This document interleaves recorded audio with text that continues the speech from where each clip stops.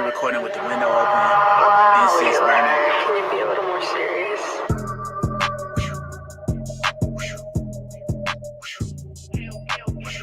Yeah, on the beat, 95, got the heat. Cut it up. Really? Yeah, used to doubt me on the low. Now they know, shawty low. Think I said this line before. Got the hope out the boat. I put 50 in the boat. Did a show, 50 more. If you love me, let me know. Told the Pope, holy smoke. Look, Holy Spirit on the speed dial. Probably still could spit a heater when I'm seen now. Harder than my demons, I got screw tape deep in D now. Being overdose, just drop the screw tape for the free now. Okay, getting spiffy for the photograph. Middle class minutes, had the picky in the cul-de-sac. I was in the country with the heathens, we were going bad. Gold all on my neck, giving worship to a golden calf. And we never sleep, homie rolling with insomniacs. Hold up, check my fit, look like Johnny Cash. Jesus say you only rich if it's a holy bag. Daddy say, man, you the shit, well, you the holy crab. Look, must be careful what you speak, from the heart is where it creeps. I put diamonds on my teeth, cause my heart is on the king. Put the team up on my back, they put tribal on their skin. I can never take an L, my Messiah always win. Why he never take it casual? Nearly under center, that mean he gon' catch the lateral. Eli got it jumping, grandpa screaming holy mackerel. Try to keep it calm, but we gon' turn the place diagonal. Yeah, we gon' turn the place diagonal. I drop lowercase to let you know it ain't about capital. I might meditate then fly away just like Aladdin. Me and John, we going back and forth just like a palindrome. Used to doubt me on the low, now they know, shawty low. Think I said this line before, got the hope out the boat. I put 50 in the boat, did a show, 50 more. If you love me, let me know. Told the Pope, holy smoke. Hey, wait, with the ooh in the trap, ball like NBA, but I never hoop. About my business with no NBA. I dropped out of school, ain't no junkie in my DNA, but I got the juice. I just feel like Dr. Seuss. They ask who, I point out the elephant that's in the room. Sweep the feet, Harry Potter like it's magic in a room. And my Sid been evacuated just like Jesus' tomb. This man, he a big man.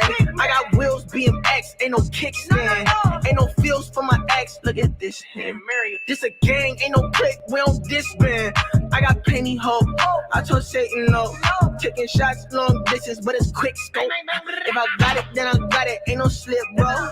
Reppin' West, but it's Dago, ain't no skip, bro. Okay, my demons fed up, my God said pick your head up. I'm married to the dream, like my version ain't Coretta. I never chase the cheddar, I'm only getting better. You rappers hella funny, you sounding so Heath Ledger. Almost done. John keep going with the wind, Holy Spirit called him up again. Demons try to throw me on the fence, take the land and all I see is 10. I ain't did shit for the trends, got some, why would I pretend? Village on the way, pay attention, can't keep up, take a hint. Used to doubt me on the low, now they know, shawty low. Think I said this line before, got the hope out the boat. I put 50 in the boat, did a show, 50 more. If you love me, let me know. Told the Pope, holy smoke.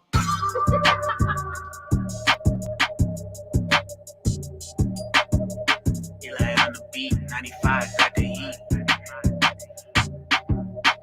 I really like the people we're becoming.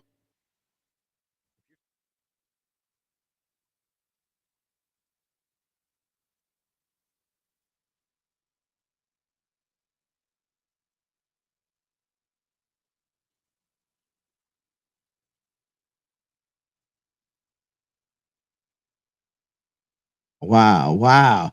Shorty on the low. Hey, welcome to the No More Dirty. You already know the session, Bible, Beats, and Bar. And I'm just feeling good. I feel like I was on my TV show for a second. I was like, so listen, I want to say thank you for taking time to tune in and lock and load and watch. We are here every Saturday, 2 p.m. Central Standard Time. So that means if you are on the East Coast, that means you go up an hour. We start at 3 for you. If you're on the West Coast, then we double back. That means we start at 12 noon or thereafter versus 2 p.m. If you're somewhere like in New Mexico, Arizona, they have a changing time zone, then it might be an hour behind. All right. So again, we want to say thank you for tuning in to the session, Bible, Beats, and Bars. Listen, I'm your host. I'm excited because we are dead smack in the middle of this amazing series called Just Getting Your Life Together personally, intimately, before your marriage starts. So without any further ado, I'm going to bring in my homie. You already know your friend, Dr. Michael A. Cross. What's going on, family? What's happening, bro? What's up, man? How y'all doing? Hey, hold on, let's say we're gonna Good get to this be here sound right. again, Thank you. live on the session. There you go. There you go, man. You doing well, man? Oh yeah, yeah, all is well, man. We're doing good. Beautiful day today, so just glad to be alive and It is glad, gorgeous. as they say, glad to be seen and not viewed. For sure, man. I like, man. You just be traveling. I see you every time I see you. Got a you on a traveling assignment. Well, we are glad that you got your assignment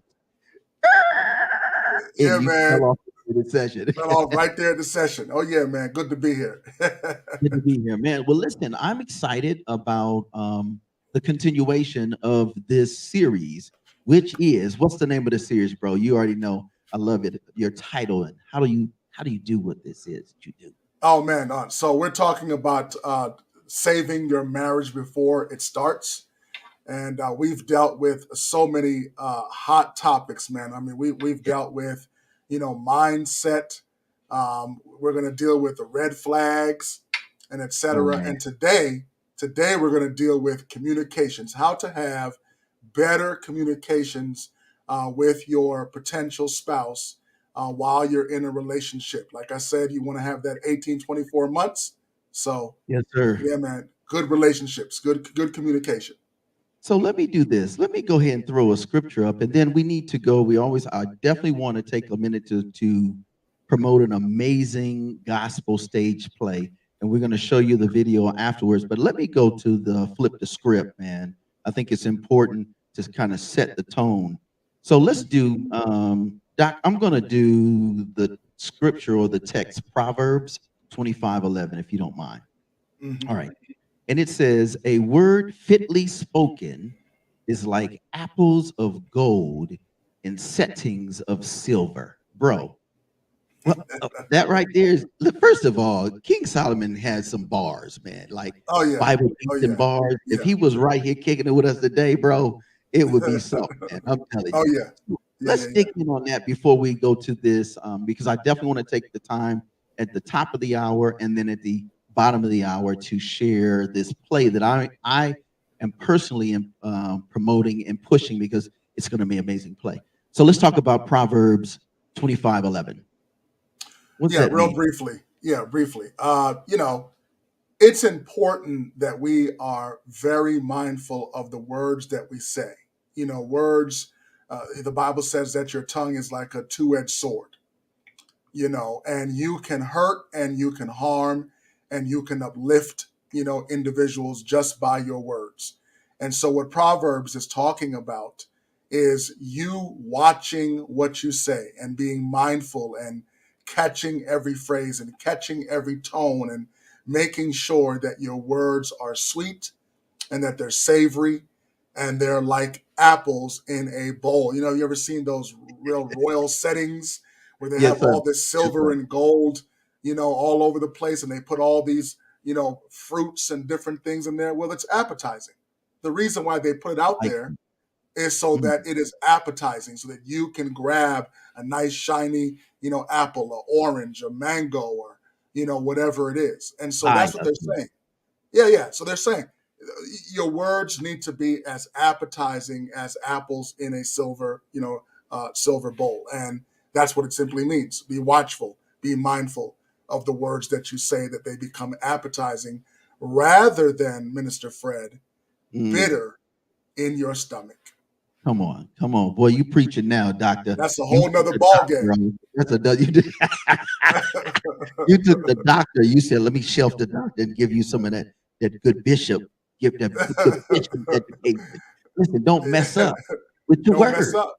Yeah, So we're going to talk about that today on the yeah, yeah. session Bible Beats and Bars. Oh Listen, yeah. I'm excited, Doc. I am really excited because you know what? Some of us learn the hard way. Oh yes. A lot of us are still learning the hard way. Mm-hmm.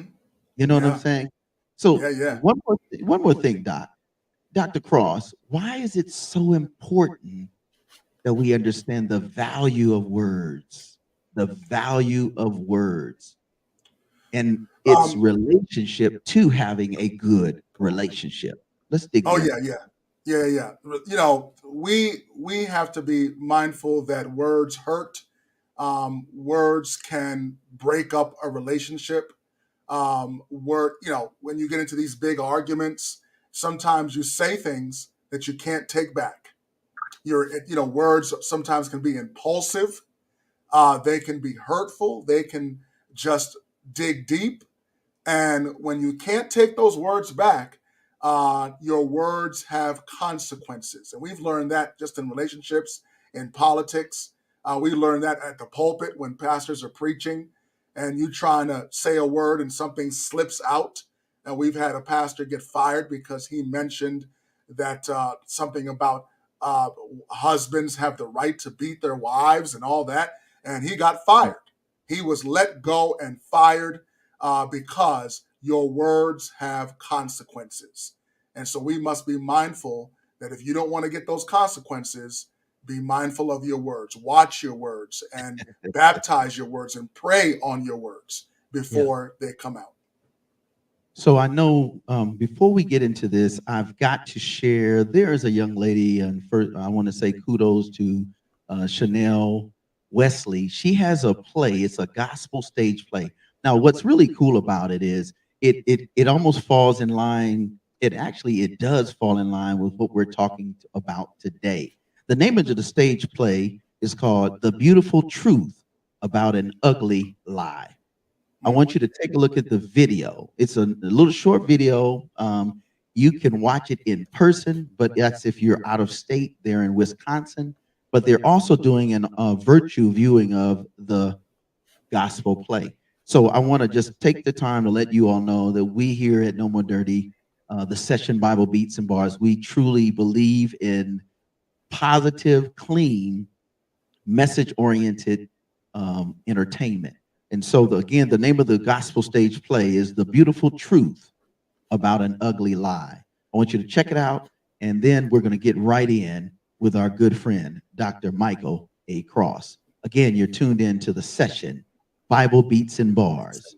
This series, you already know, with my man, my homie, your friend, your doctor, Michael A. Cross. We'll be right back.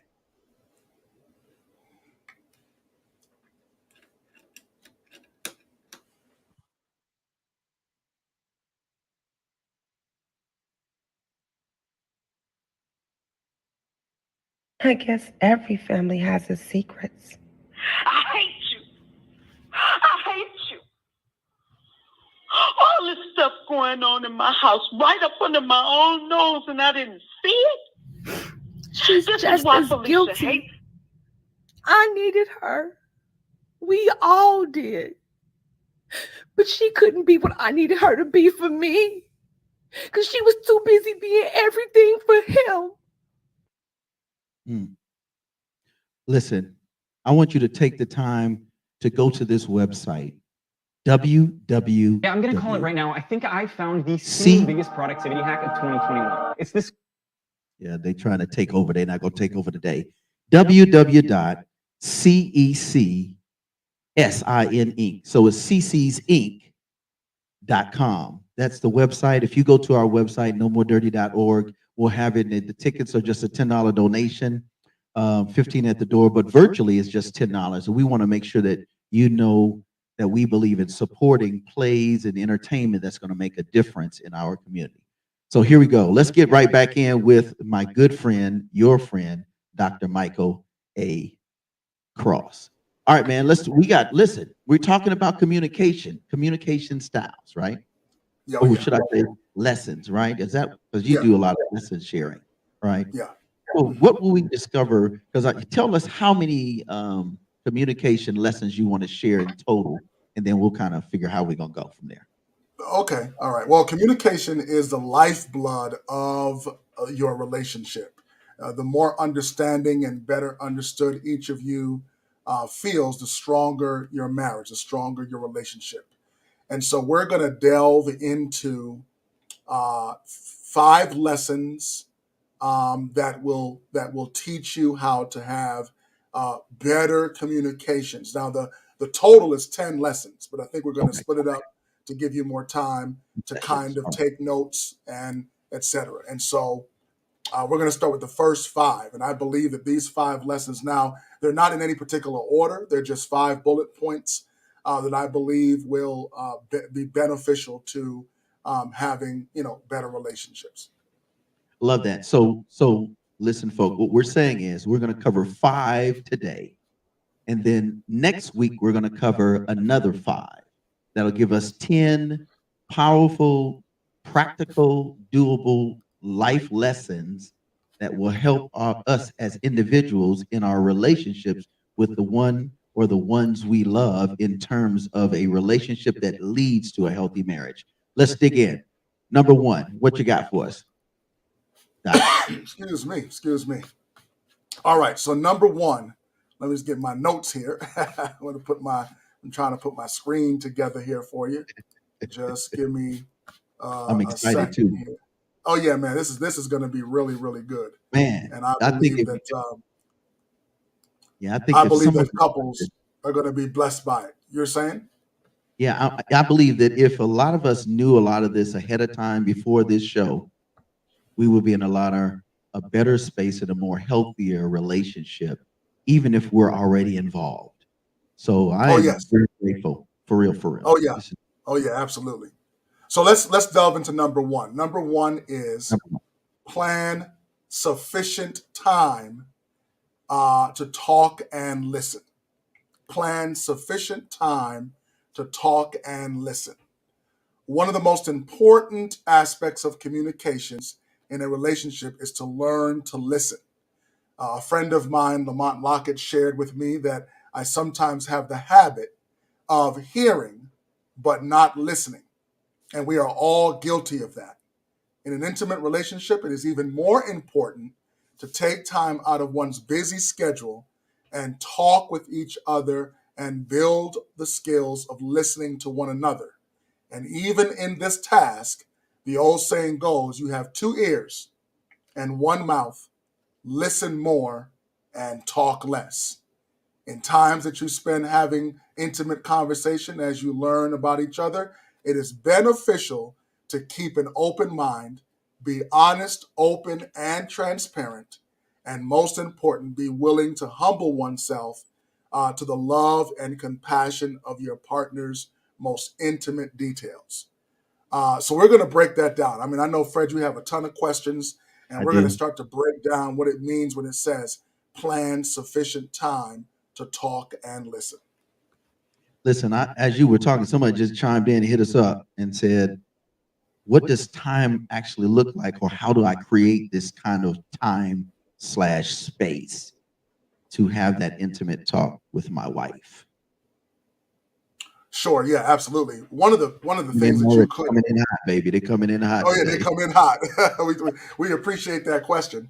Yeah, one of the benefits of the time that you should spend is, we have busy schedules, we have careers, we have children, we have the bills, we have so many things that press against us, that give us that stress, and the best way to do that is if you're in your bedchamber, take time to just sit and have a conversation, or make sure that on your date night, even date night. See, I know a couple, my good friend, very good friend, Myron Edmonds, and his beautiful wife, Dr. Myron Edmonds.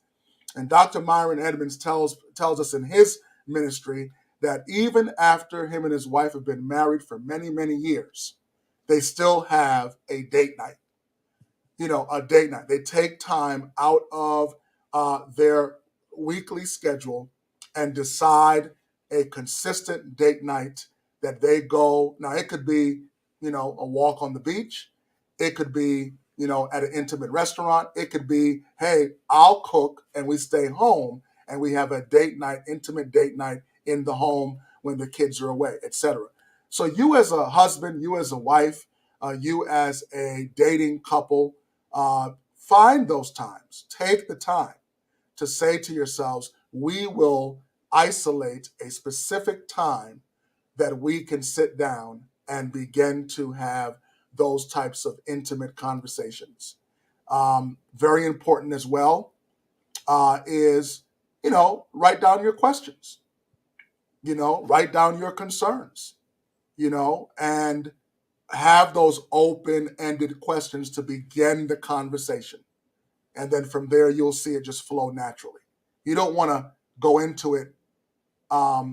This is the time for us to have this argument now because I got a problem, and let's talk about it. No, That's not that's objective. not the time. Yeah, and it's not objective at all. That's just Right, I'm sneaking in a low blow or right, a crazy conversation that could have probably been resolved by just conversating instead of being accusatory. right, That's right, right. Exactly. Yeah. Don't make that time acrimonious. Don't make that time the time that you want to get stuff off your chest and start blaming, because what happens is it will devolve into an argument or into a resentment or into, okay, honey, you put this candlelit dinner, and this violin next to us, you know, and you did all of this just so that you can air your dirty concerns and then argue over. No, no, no. That is not the time to do that. The time to do that is when you precursor that by saying, honey, we have a concern and let's talk about it. But planning sufficient time to talk and listen requires you to be humble, to listen to your partner, to hear their words and what they have to say, and also to show that you care about your time and their time together. And so that's very important. I have a question. Another question came in, and the gentleman said, "Thank you." The question here is, with what you just shared, what is the average time will you recommend that we spend with each other doing what it is we need to do in terms of a conversation or even just quality time? Yeah, quality time. Yeah. A good barometer would probably be like an hour and a half. Good hour and a half should not be too bad. Maybe 2 hours, depending on the intensity of your quality time together. So I would say, yeah, about an hour and a half to 2 hours is good. And that could be, look, I know, even if you say, let's have an intimate dinner tonight, um, come in from work or take, the time off, tell your boss, tell your employer, look, can I get a half hour? I can leave a half hour early or something, you know, and while you're chopping the vegetables, while you're washing them off, while you're, preparing the pasta, while you're marinating the meat, whatever it is that you're doing, do it together, you know, do it together. Or if you choose not to do it together and surprise your spouse or surprise your partner, then do it. And then when they walk in, hey, we're having an intimate dinner. I got everything prepared. I ran your bath. I got your bath salts and your potpourri, and I got your favorite Barry White and Smokey, and something going on in the background. You got to set that tone, but you got to set that ambiance, to show your spot. And it goes both ways. Don't, we always talk about the chivalry and it's the men's responsibility. Look, men love to be pampered too. That's true. We have stress. We come in from a hard day's work. So it goes both ways. This idea of, oh, it's the wife's world and I'm just here, as a whatever on the side, and I got to pamper to every single thing that you want, and then it's really a 70-30 or 80-20. No, it's 50-50. And men like to be pampered as well. We love for our wives to say, hey, my husband came home and I put out his pajamas and I ran his bath and I've got a little something on the side, and then we're going to get intimate later. Whatever it is, men also love to be pampered. So, it goes both ways. I love what you just said. And let me chime in, Doc. There's something for those that work long hours. I work 10-hour days. I know others do in terms of working maybe government or maybe working Right. private contracts or even Yeah. in blue collar or white collar, doesn't matter. Hmm. One of the things I like to recommend, and I'm glad you brought that up, Doc, is if you're working and you're working in a career position, one of the things that's available to you is this thing called PTO.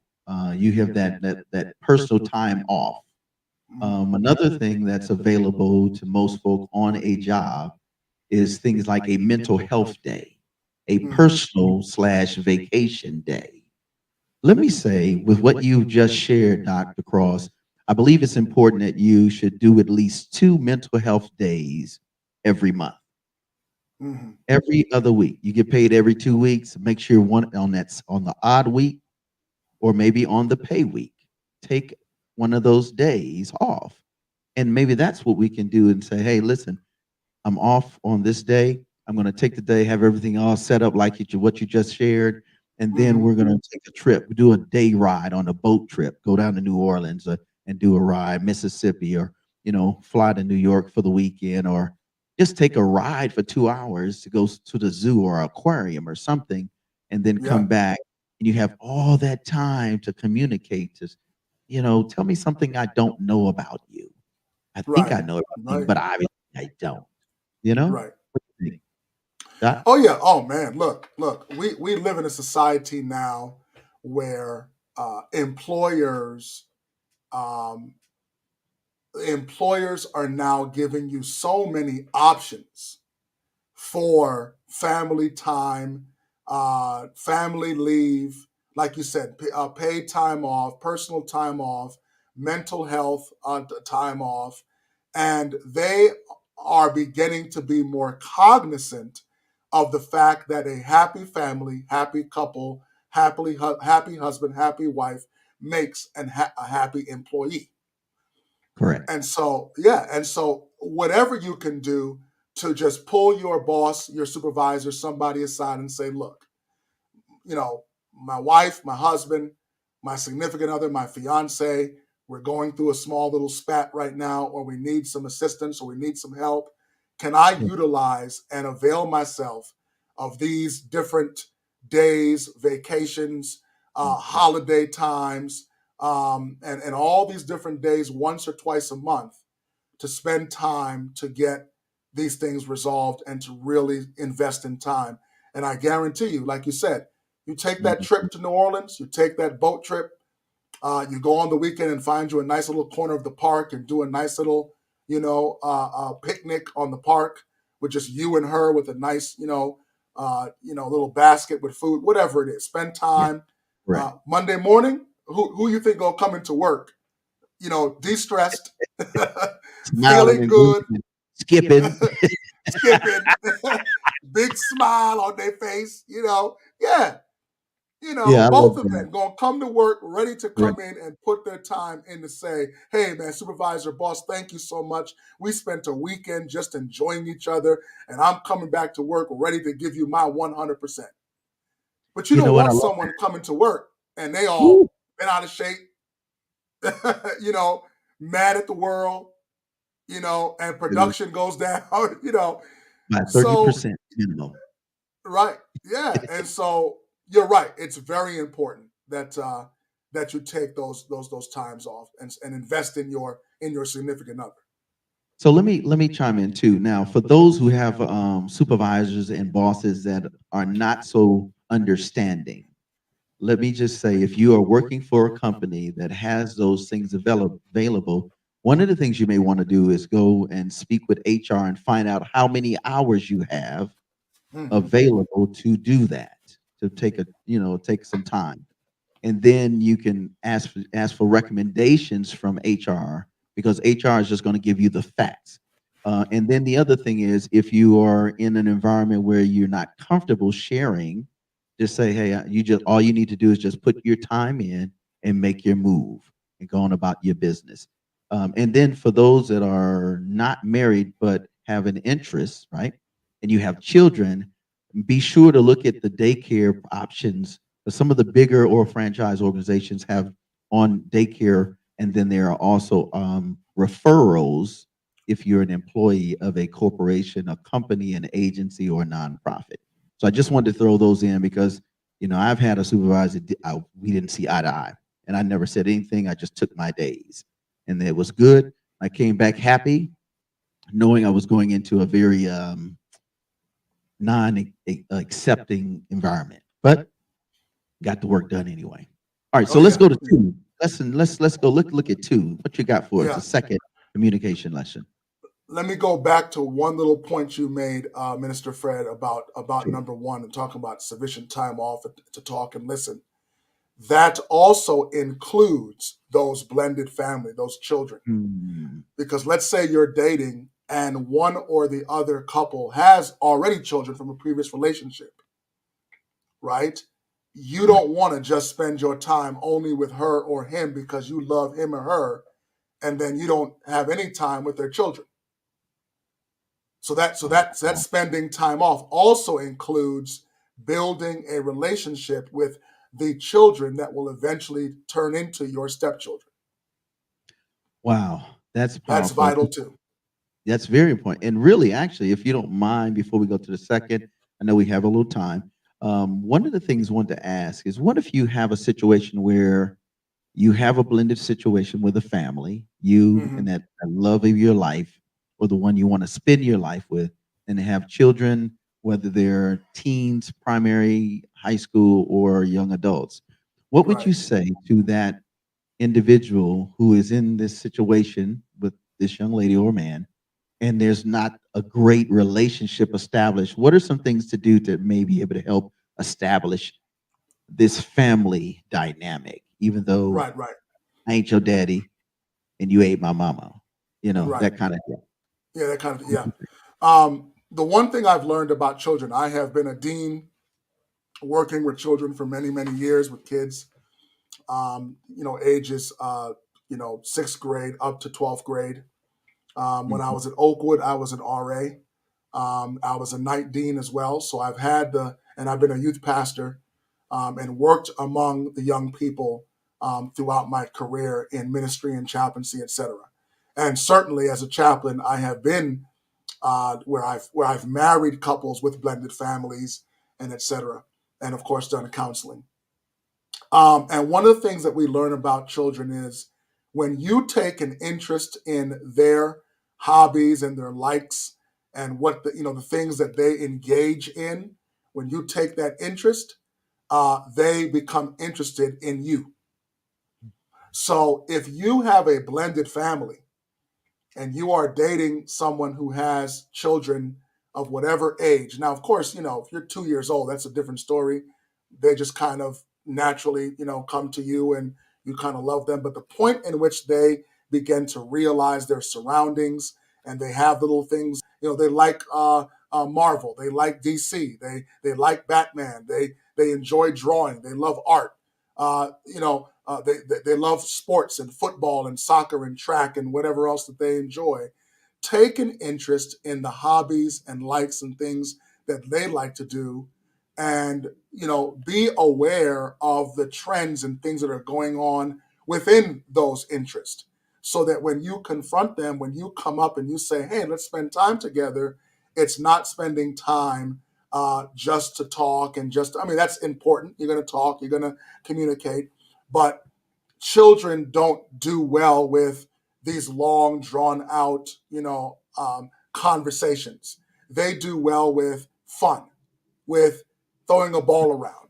Right. They do well with interest that enjoy, and that fun time allows you to have the conversation so that while you're throwing the ball around, hey, little John, man, how you doing? How's school? And I hear that you like this little girl, this little young lady in high school, and how's that going? And what can we do to help? And then they start kind of sharing and trying to build that relationship, that open and honest relationship, and that communication with you. So those are just some ideas when it comes to dealing with that age group. That if you show an interest in their interest, you've won them over, you know. Mm. Um, and then later on in life, later on as they get older, they will realize that yes, you may not be mom, you may not be my biological dad, but you can be a role model to me as a stepfather, stepmother, that I can, lean on and depend on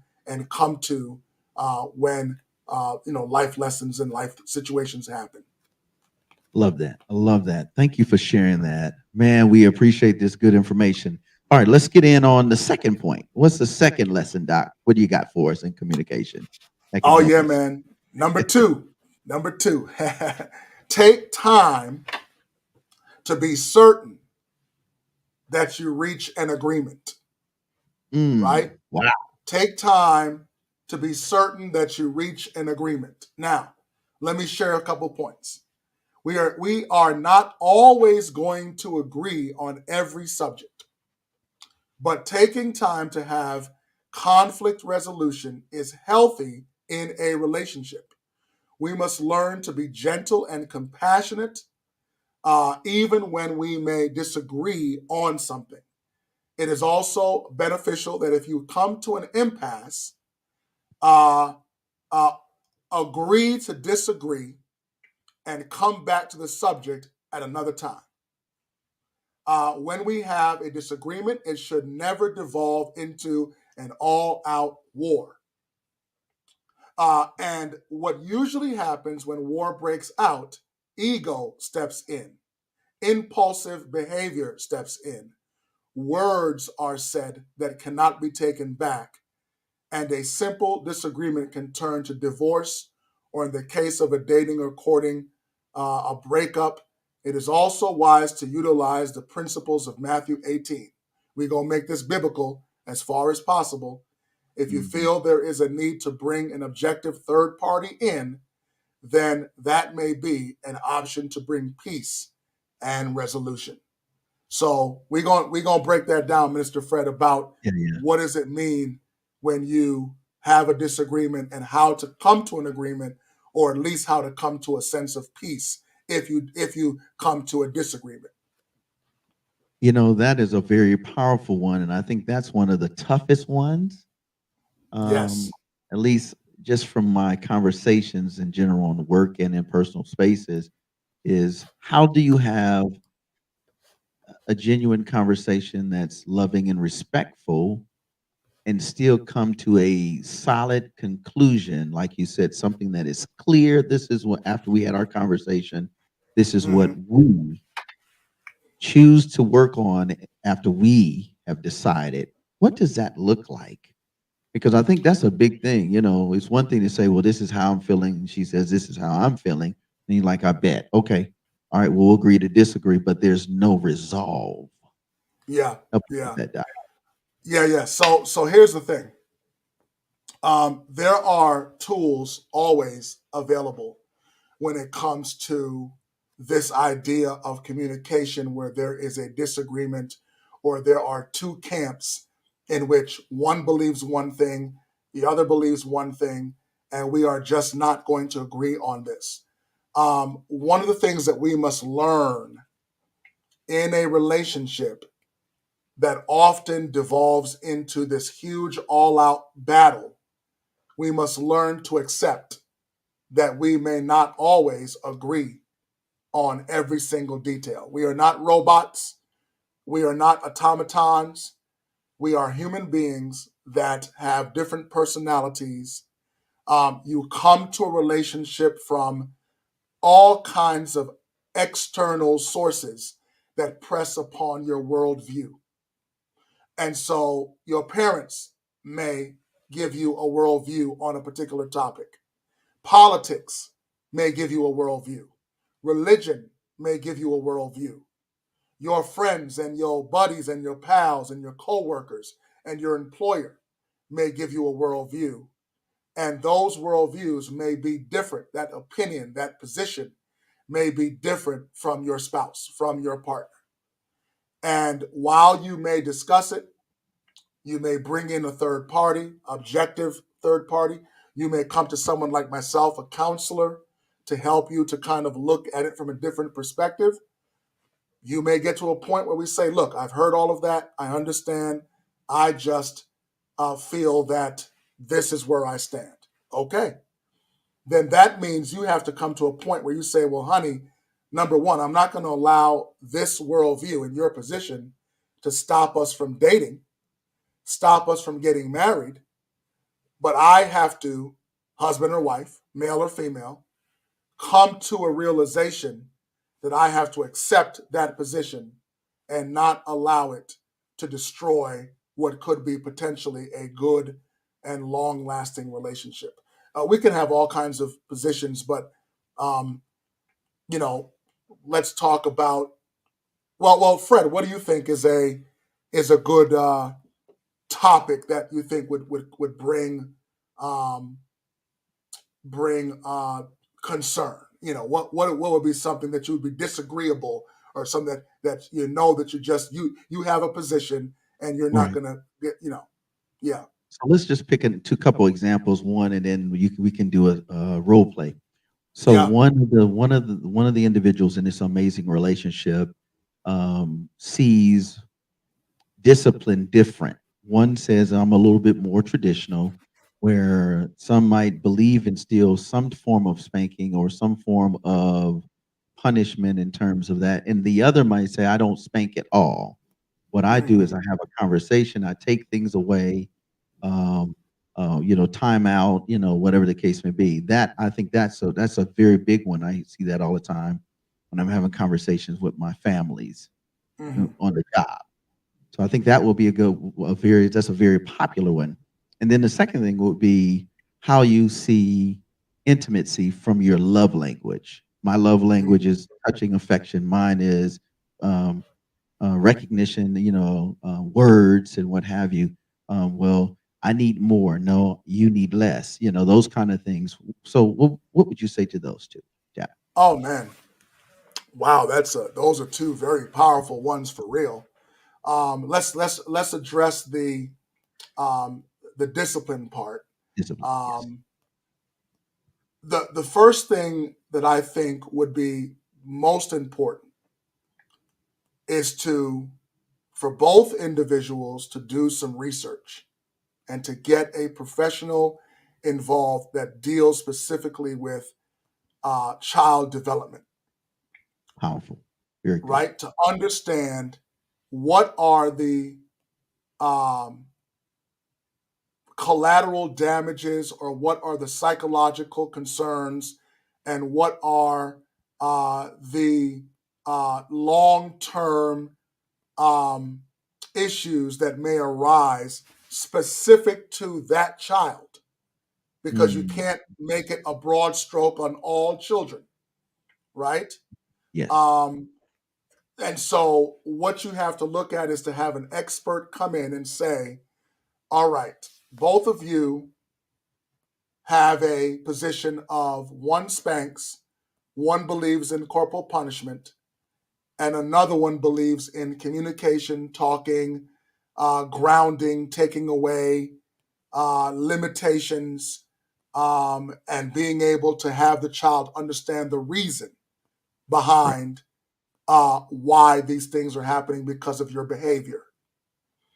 And if you bring someone in that is able to come to a common ground, then maybe a spanking can be subdued to twice a year, and maybe a slap on the wrist, or maybe just a firm, in the face, this, we don't tolerate this behavior, and you Right. will not speak to your mama and your daddy or your brothers or your sisters or the teacher this way.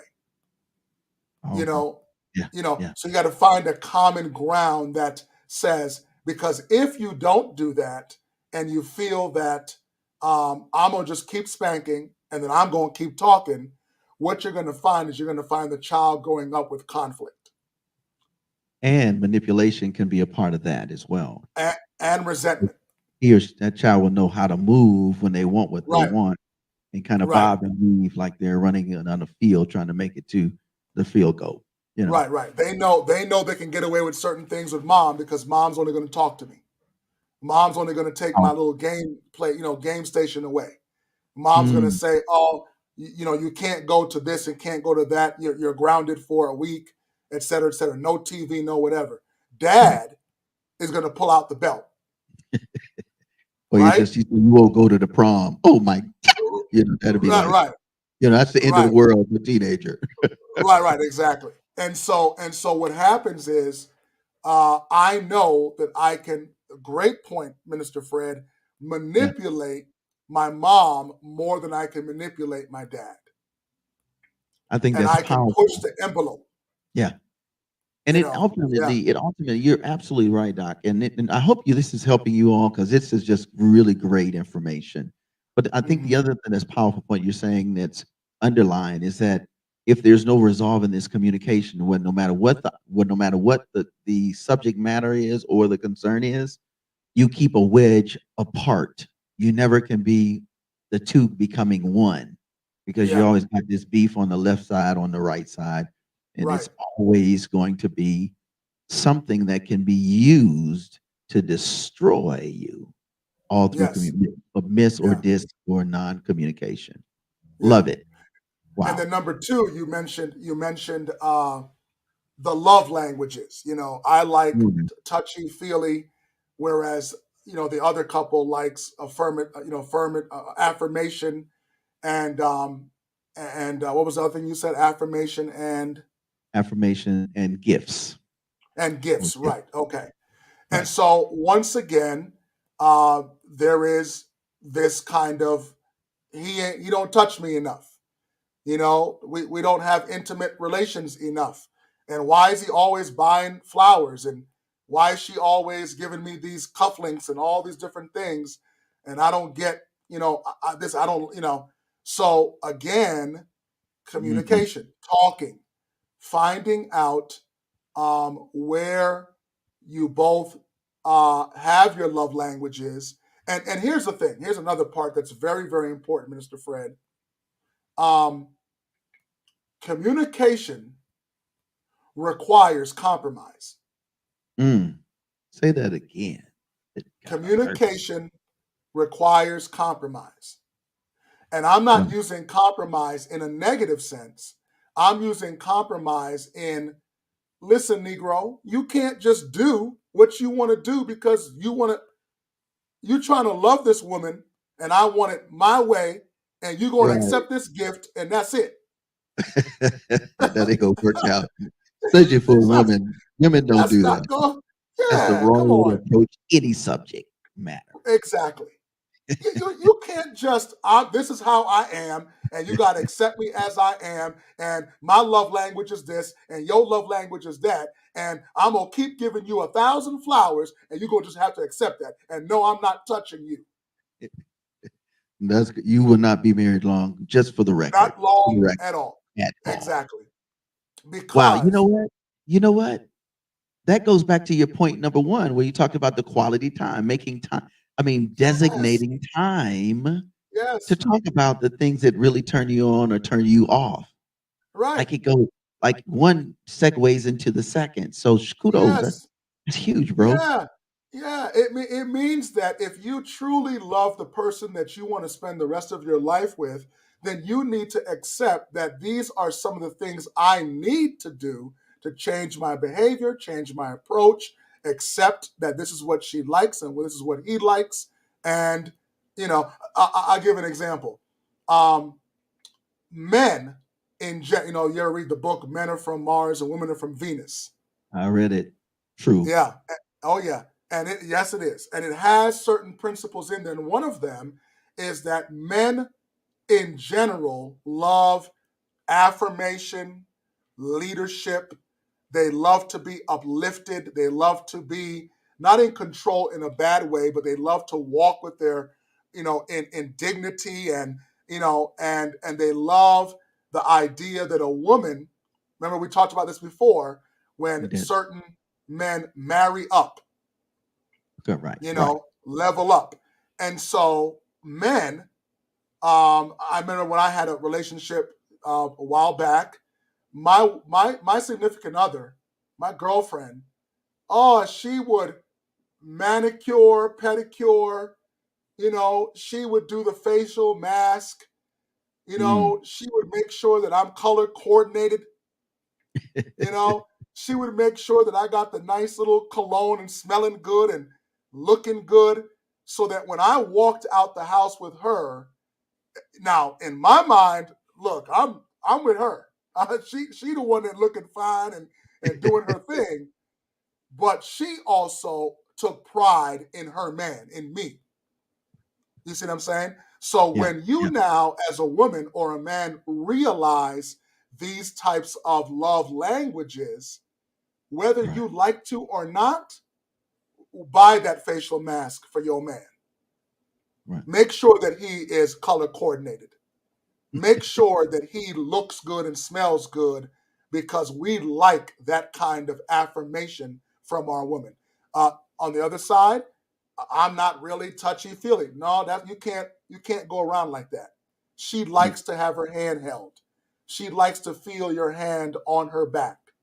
She likes to have her feet massaged from a long day.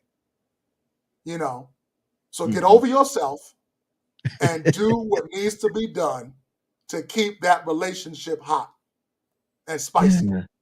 And spicy. You said hot and spicy. Did y'all hear that? And Hot spicy. and spicy. Not just And hot. spicy. It might be a little too hot, but it got to be spicy so you can balance it, right? It's like That's you right. put spices in some beans and then you drop some turkey leg bone in there. Then you go That's some right. veggie, some what do you call it? Some Beyond Burger Right, beef right. substitute. I mean, you just work that thing. By the time Right, right, right. you just it's so good you won't even question what's in the pot. Right, exactly. And you slow cook it. It's You going to slow take cook it. 8, You 10 slow cook hours. it. Yeah, that means it You takes lost your time. mind. Woo-wee. Okay, Yeah. let's get to listen. The other thing before we go out, because we're going to go to a video. I think, Professor, let's go to a video and come back and knock out these last 3. But I do want to say this as we move to this video, and I'm excited about this video. I think this is going to be a dope one. Let's do. One Day has a song called "Big God," but there is this notion that we can do any and everything without understanding that it destroys us first. Mhm. We think that we're doing something, we're being tough or we're being non-cooperative, that we're hurting our queen or our king, but we're really hurting ourselves, because at the end of the day, like Dr. Cross said, we're not growing. So we're not leveling. I'm not leveling up. So why should she want to stay with somebody who does not care about leveling up or becoming a better me? Because you're growing every day. We're changing, like you said in last week. Those mindset. If my mindset never changes, and today is the Saturday, and then tomorrow is going to be Sunday, my mindset has to be growing as I change, because the days change. It'll never be this day again. Folk, it will not be. No matter how beautiful, and it's beautiful outside. But we will get another beautiful day and even a better, cooler day tomorrow or some other day. Does that make sense? Does Oh, that yeah. make sense? Yeah, absolutely. The very important. I mean, Minister Fred, you hit the nail on the head again, that we have to work on ourselves.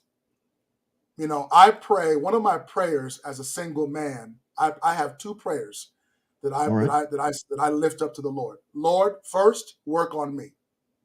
I always use the analogy of we are one big block of concrete, and the Lord is chiseling away on that concrete and forming us and smoothing us over and removing all of the excess in order to form us into what we need to be. Well, in that forming, you say, Lord, form me not only for my relationship with you, but prepare me to be the man that I need to be for the woman. Now, my second prayer that I'm praying for is the woman that's out there that I'm asking the Lord to bless her and be with her and prepare her to be with me.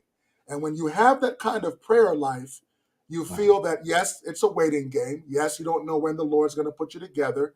Yes, you know, you hope that it's going to happen tomorrow, and it may not. And now you're 54, now you're 45, now you're 35, now you're 27, whatever it is, whatever age you are. But those prayers mean that both people, both individuals should be working on themselves to prepare to go into a loving relationship. And these are, this entire month, tools that Minister Fred is really dealing with, working on me, mindset, expectations, Correct. red flags, Correct. communication, Right. you know, all the things that say me first. Right. Because you can't cannot, give. you don't want to wait till you get down the aisle. Correct. And you don't want to wait till you're 5, 7, 8, 10 years in, you know, and you have not resolved certain things. Now, yes, stresses change, jobs change, gravity takes over, marriage happens, kids come, and of certainly circumstances change even in the marriage. Yes. But that's the reason why I recommend that you are continually in that growing process. Look, you could be 50 years married, and you should still be learning and growing. Wow. And so, wow. Yeah. Okay, let's go to a video. Let's break it up a little bit. You can get out there, just stretch your chair, stretching your recliner, just get back and like, do that little 1, 2, you know. You know what I'm saying? Yeah. We're going to go to this video by Wande. Shout out to Reach Records, and shout out to everybody that has taken the time. Don't forget to, if you see on the screen, this is ways you can support us as we continue to support you and the community with great information. So here it is. You're listening to the session, Bible Beats and Bars, with our amazing friend and amazing Dr. Michael A. Cross. We'll be right back. Enjoy the video. No more dirty. No more dirty, baby. No more dirty, baby.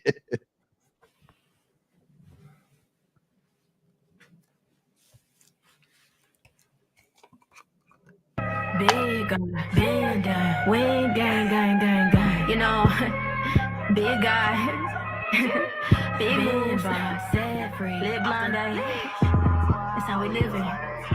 It's one life living, I don't really get to read you. Walk by faith, let the Holy Spirit lead you. Heart is worth the kingdom, I ain't talking about soaring, but the Father got me soaring real high like an eagle. Send a prayer up, Father, never let me leave you. Harder for the race to end it than a camel through a needle. Treasure up there, don't rust. So I run it up, gotta rep Jesus. Ooh, yeah. I had to switch up my ways. I had to switch up the walk. Yeah, I'm going in with my faith. Ay, you know I roll with the flock. Ay, I do not move with the haste. Yeah, he directing the plot. Ay, you know my gift is not wasted. I'm trying to honor my pops. Yeah, big guy, I know, right?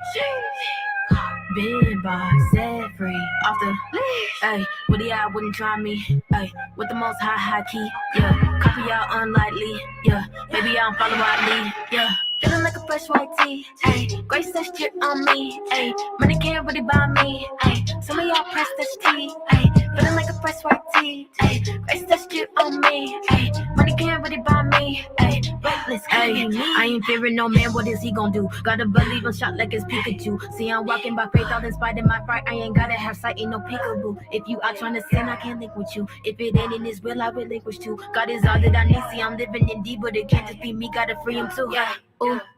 OMG, he did it again, told him come and see. Doing big things, now I got a big ring. See a girl had plans, but my God exceeds. Ooh, wow, ain't too late, but it really that deep. Gotta choose your fate. Go ahead and give a call, send a prayer, that's all. Say you wanna be free, and I'll see you in the gates. Yeah, ay, big God, I know, right? Big boss, set free, off the, ayy, with the eye wouldn't try me, ayy, with the most high key, yeah, copy y'all unlikely, yeah, baby I don't follow my lead, yeah, feeling like a fresh white tee, ayy, grace that shit on me, ayy, money can't really buy me, ayy, some of y'all press that tea, ayy, feeling like a fresh white tee, ayy, grace that shit on me, ayy, money can't really buy me, ayy, reckless, could it be me?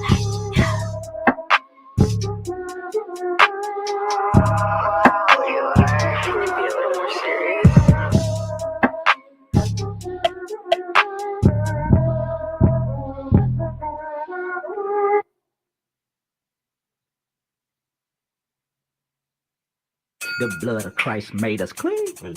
The No More Dirty TV show, hosted by Minister Fred 2, airing the cleanest and dopest music videos in the industry every Wednesday and Friday at 7:30 p.m. Central Standard Time on the No More Dirty Inc. YouTube channel. We got clean, positive Christian hip-hop and urban music for your viewing and listening pleasure. We also have music video exclusives, interviews, ciphers, life lessons, and more. Make sure to follow us at Minister Fred 2, at No More Dirty Inc., and at No More Dirty Radio Show. For more information, email us at info@nomoredirty.org or call 256-698-9749. The No More Dirty TV Show. Connect with us and tune in. Ooh, don't forget. That's how I go down. Welcome back to the session, Bible, Beats, and Bars. I want to say a huge shout out to my co-host, Marcus Sims Media, Marcus Sims of Marcus Sims Media. And then you already know the dopest DJ in the building, bringing that heat every week. After we get through this series, we going back, man. You already know it's going all the way up with DJ Scissorhand.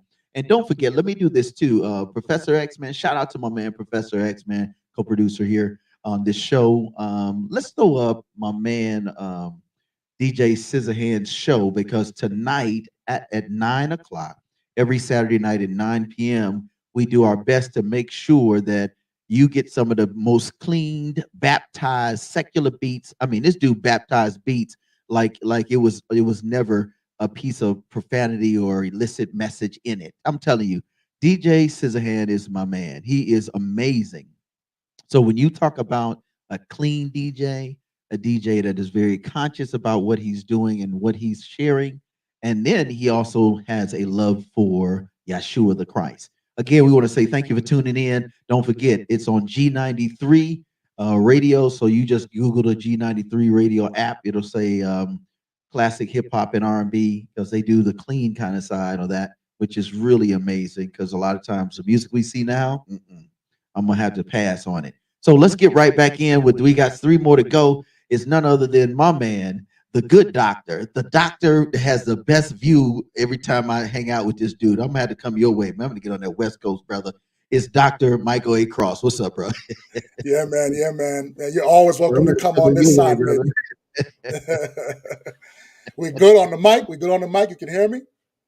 Yeah, good on the mic, man. All right, so let's get in, man. Next one, brother. Round 3. All right. Round 3. Yeah, this is good. This is good, man. This is good. Good music, brother. All right. Here's the thing. Number 3. Talk about expectations. Let me say that again. Talk about expectations. This is very vital. This is very important. And we're going to delve into a very important aspect of talking about expectations. Expectations are so key in a relationship. What do we mean by expectations? Each of us come to a relationship with past experiences and examples from our own parents, co-workers, friends, pop culture, and numerous other outside influences that form our worldview. We talked about that before. As such, we have biases and expectations of what the male and female is supposed to do in a relationship. We set up roles and rules. We set up guidelines and guideposts, and we often are very stubborn with these expectations unless discussed, hashed out, and resolved. So take time to discuss them. Let me give you some examples of what I mean by about expectations. Let me pull up my little note here. Yeah. Just give I think me. that's important, man. That's important. Yeah. To know what that looks like. You know what I mean? Right. That's right. really Right. important. Oh yeah, exactly. Let me give an example of what I mean. You have 2 couples, or 1 couple, I should say, with 2 individuals. And depending on how the couple is raised, single parent, both parents, raised by grandparents, raised by a single grandparent, or previous relationships, married before, divorced 2 or 3 or 4 times, blended family, the list can go on. You come into your relationship with these expectations. For an example, based on employment and job, who stays home with the kids? Who pays the bills and handles finances? Who does the yard work? Who gasses up the car? Right? We think that, well, a woman stays in the car and you jump out as a man and you gas up the car. Well, in today's society, women like to be independent. And so I'll jump out and gas up the car. Mm. Who does laundry? Who makes the bed in the morning after we have slept and we both get up getting ready to go to work? Who cooks the meal? Who does the grocery shopping? Who cares for the pets? Who decorates the house? And then we address this: who, both or other, or one or the other, disciplines the children. Who takes out the trash? Who and so there are so many things about planning vacations, providing income, cleaning the house. Who takes care of the spiritual matters? Who does the auto maintenance? And so the list goes on and on and on. And today, back in the day, it was just the man. The man did all the hard work, all the muscle, all the provider, the farm work. The woman stayed at home. She was a stay-at-home mom, child rearing. I hate to say the derogative term, but it's barefoot and pregnant. That's your role. The leave it to Beaver. Minister Fred, all of that has changed today. Truly. Let me jump in here, and first of all, I want to say thank you for bringing this point up. This is a very powerful point, and I'm going to say this because there's a lot of people that listen. This point is so crucial because what it is it just basically says, where are we in the way we communicate? You share with us some things about communication, but now it's crucial that we have that conversation, because if we're not having a conversation, you won't know what your queen likes. You won't know how your queen wants you to do what it is she is expecting or would like for you to do. Then it's all based upon assumptions. Well, babe, I thought, well, babe, you didn't ask me. Well, babe, you didn't last time. Well, I thought well, honey, you just didn't ask me. You should have just asked me if I want to do this, do that. And then you find yourself in this space of, I don't think I know my man. I don't think I know my wife. I don't think I know my queen, my girlfriend. And you're just in a very, oh man, confusing state. And that's, the devil love that kind of stuff. He jump in, Doc, and he would just mess up your stuff. So I think this is a very crucial one, because it's really the intricate details of what an expectation looks like. Right. And then we can go in. What do you think, Doc? Talk to me. Oh yeah. I mean, and like I said before, compromise. What I mean by that is there are look. Let me share this. Okay. We have certain single habits and single lifestyles and single expectations that we bring into the relationship. Things that I am just not going to do because my daddy didn't do it. Things that I'm not going to tolerate because my mom didn't tolerate.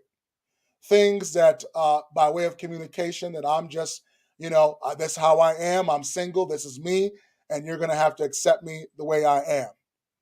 And you're not going to get far in a relationship if you're not willing to submit, humble, and say, well, maybe if we talk about child discipline, if we talk about who takes out the trash, if we talk about home maintenance and home management, if we talk about, I'll give another example. You get married, and, the typical thing is the male is usually the breadwinner. Right? Right. But your wife, usually, but your wife gets her master's degree, gets her doctorate, or gets a blessing of a good job that now makes her a top executive, and she becomes the breadwinner. Come on. Now, how do you feel about that? Are you gonna feel castrated? Are you gonna feel second class?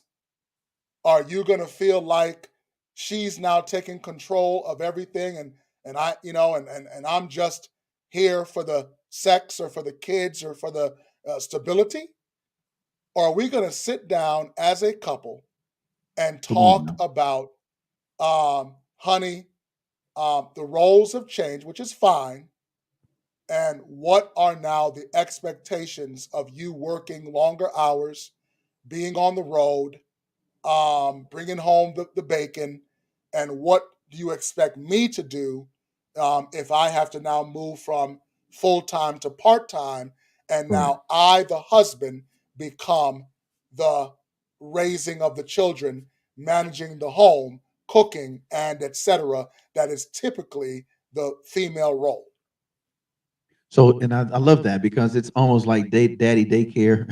You start looking at some of the movies out there Right, where right, um, the woman made more money. And I think the other question that comes up is how do you have that conversation? It's yeah, definitely important, and I'm going to be transparent on this side. Um, if I had known that that was a very important conversation to have, and I know there are thousands of men that are listening, they're going like, "Man, Fred, I blew it. I straight up blew it." I thought because yeah, my dad ran the house all my life, came from a traditional background, blah blah blah. You know, whatever that scenario right, is. But I right, think these communication lessons are so important, folks, because at the end of the day, this is the beauty of learning about your girlfriend, your boyfriend, your spouse, and saying, "Babe, tell me what it was like when you grew up." One, tell me what your thoughts are now that you make as much or more. Would you prefer me to come off the job and be, again, these are amazing tips, Doc. oh These yeah, are yeah, yeah, like, yeah, I mean, can you imagine being that guy that could say, "Hey, listen, I'll take care of the home. I'll make sure I pick up the kids. I'll do whatever I got to do. But what I'd like for you to do now is you're going to have to make sure you get with executive management and say, I will every Friday. I want to be off because that's my demand. If you take this position or whatever you discuss how that goes so that you'll have your right, still quality time, your date night, or we a nanny to take care of the kids, and we go out of 1 month because just different right, things. right, And yeah, yeah, I mean, yeah, this is powerful, Dr. Cross. Like this information costs a lot of money. You're getting a lot of information, folks. yeah, And man, that's yeah, not to discredit yeah, that you will have to call him and set an appointment, and you're gonna have to pay my man when it's time. But right, imagine 18 to 24 months of getting this out the way before yes, you even walk down the aisle. You would know for sure if that's your boo. You'll know for yeah, sure. no question, no question, You'll know for sure. and yeah, and I had a friend that said, well, I mean, and let me give you a little bit of a feedback, constructive criticism. Well, Dr. Cross, all this is fine and dandy, but you're not married. I said, okay. Number two, um, and things change when you get married. And I said, yep, you're correct. However, I don't need to be married, and when you're married, things don't change from the things that I'm telling you now that you should have known and could have known prior to going down the aisle, that now you're trying to fix 5 and 6 and 10 years in. Come on now. Um, Wow. I don't need to be married to tell you not to beat your wife, Come on. not to castrate your husband. Come on. I don't need to be married to tell you that communication is important in all aspects of business, Hollywood, corporate, friendship, marriage, relationship, mom and dad, husband, wife, etc. These are universal principles Yeah. that Yeah. I tell you, like you said, Minister Fred, if you had spent 18 to 24 months on all Mm. the things we're talking about with mindset, communication, and we haven't even dealt with, look, we're getting so deep, we haven't even dealt with red flags. Yeah, we haven't even got there. But listen, That's it's that's crazy. coming. Yeah. And so would you rather have a solid toolbox of skills and Come on. ideas and things that you can do on month number 24, day number 30, when she says and you say, I do, then have nothing, Mm. and you go down the aisle, and nothing's resolved. You have no skills, no anything. But remember the mindset? Oh, we're just romantic. We're good. We have sex. We have a couple children. We're good. But you know nothing about your spouse. Mm. And then when things begin to now seep in, honey, that trash has been piling up for 2 weeks. What's going on? Well, that's your responsibility. Oh my goodness. Here we go. Here we go. Honey, I cooked, and I'm expecting that if I cook, you wash the dishes. Right. Well, but honey, I thought that we were in this together and we washed the dishes together. Ooh-wee. Right? Well, and so this is serious. expectations. And one last thing before I let you continue, Fred. You talked about the devil is real, conflict is real, and let me tell you something.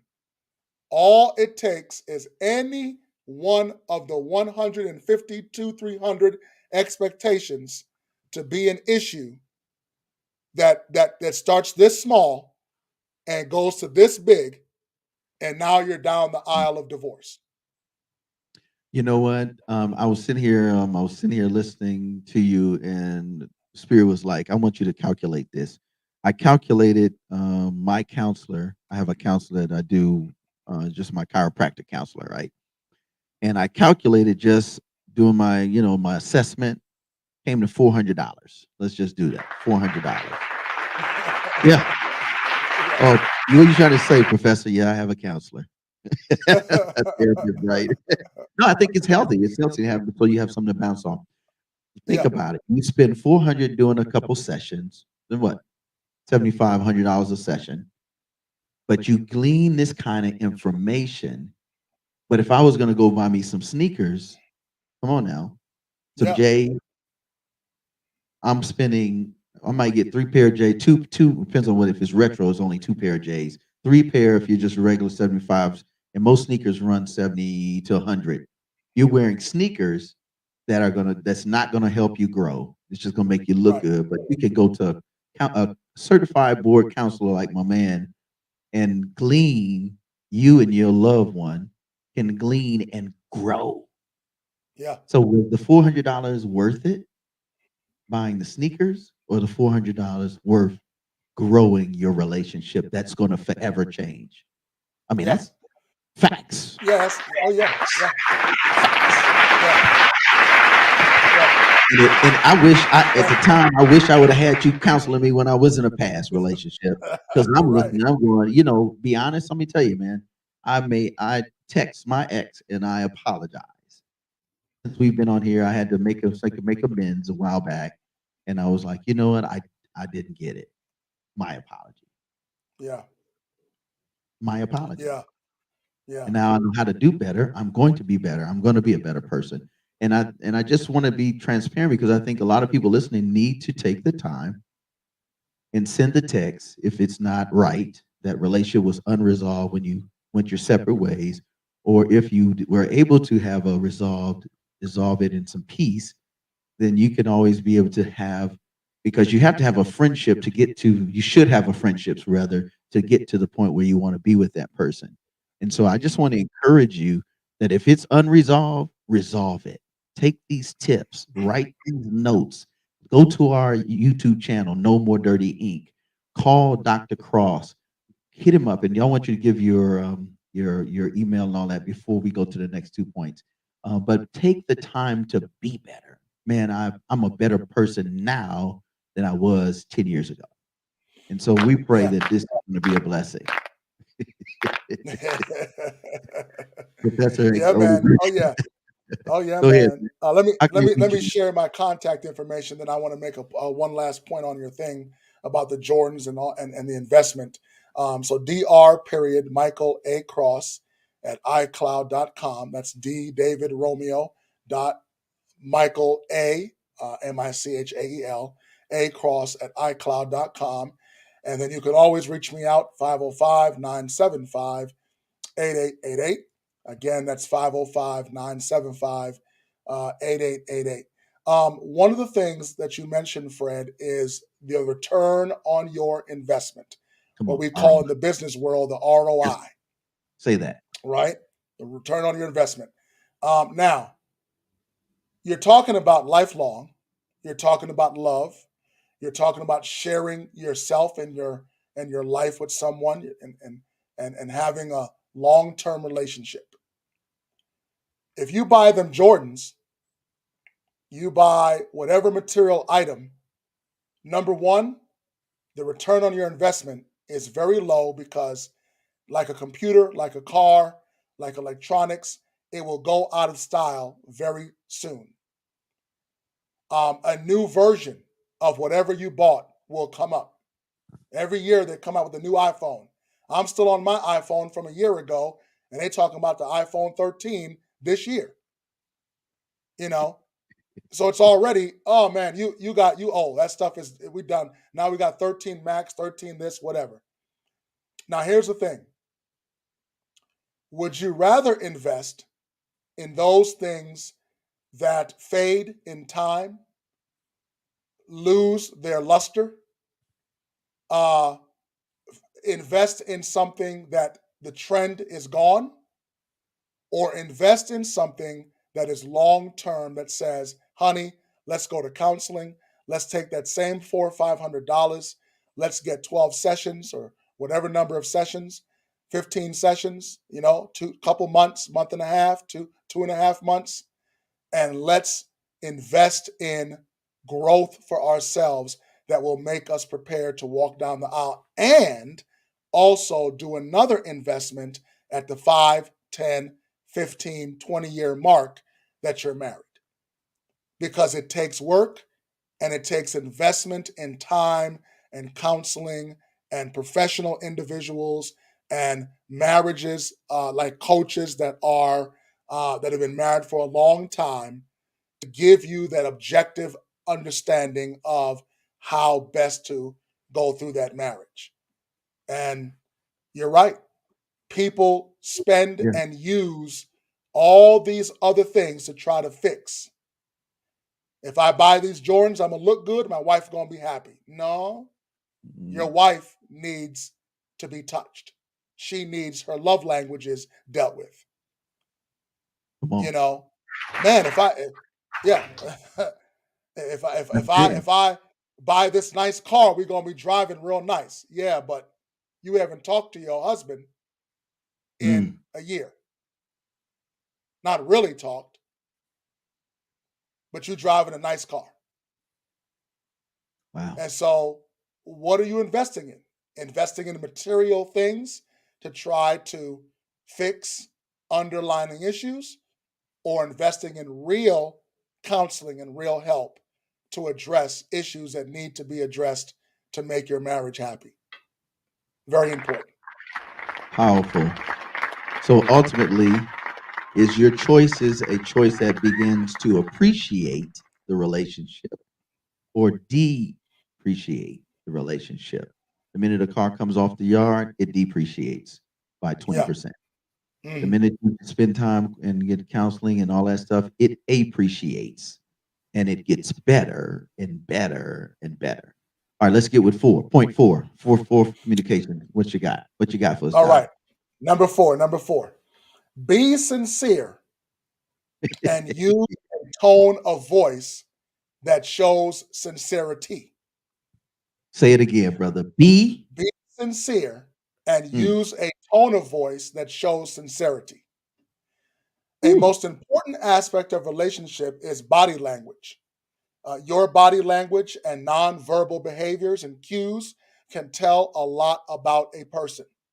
Facial expressions and hand gestures are very telling of one's attitude and bias. I encourage my couples to role play, take time to play games, and watch how each person interacts under stress or responses to certain stimuli.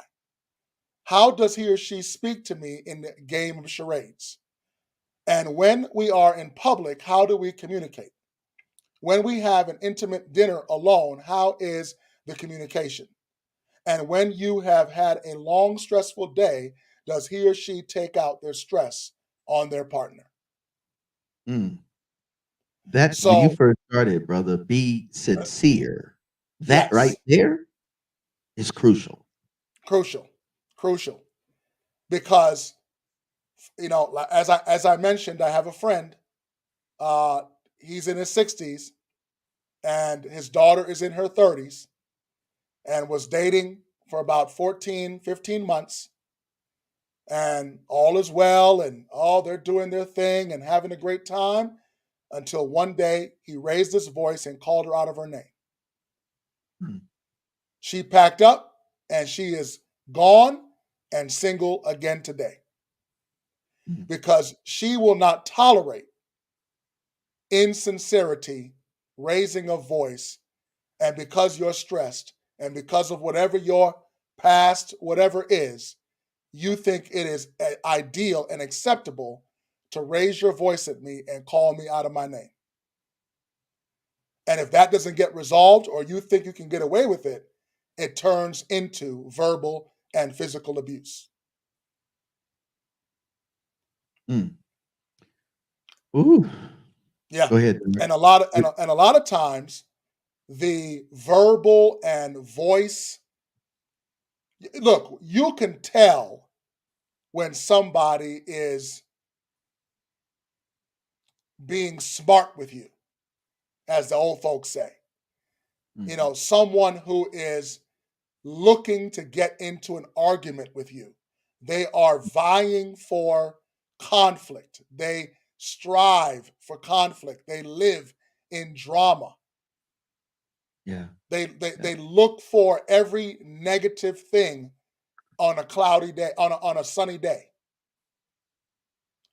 And when you have that kind of personality, that negative personality, it comes across in your body language, in your voice, etc. And it's even more potent when now you are engaged in an intimate relationship where the person sees you every day, interacts every day. And if you don't nip that thing in the bud and say, honey, you can't talk to me that way. Honey, you need to be a little bit more softer. Honey, I'm not into all that drama and all this back and forth. If you don't resolve it, it can destroy any form of communication with couples. Again, it goes back to what you said before, the quality time. And when you're together, what are those expectations? Being very, very, very, very concise and clear. And then making sure that what you say lines up with how your body responds or reacts, or how you use your body language. Because your body's going to tell the truth when you're not. Your body going to be you when you're not trying to be you. That's what I learned. You're like, yeah, I love you. And you're really irritated and you really don't care. You're just saying that so you can just brush the situation off. So I think that's powerful. That is powerful. And the other thing I'll say, and then we'll move right on to the fifth point. I think it was important what you said was body language is important because body language is the internal bleeding out of the external as a result of what is inside. So whatever how you dealing with it on the inside is going to bleed out. It's going to ooze out. It's going to slip out. It's going to be and it's just like being pessimistic on the inside and everything is negative on the outside. Never satisfied. And it's just very, very toxic. I think that's the other thing that when I was listening to you is that if we're not careful, the Bible says, don't let your good be evil spoken of. But you can say all day, I love you, but how I treat you says I don't care about you. And so we, meaning I, you, us, all of us listening and will listen, we have to really be conscious about what's going on. And I think that's where God comes in a certified Christian counselor that's seriously board certified can say, hey, 18 months. How many months y'all been together? Have you all considered this?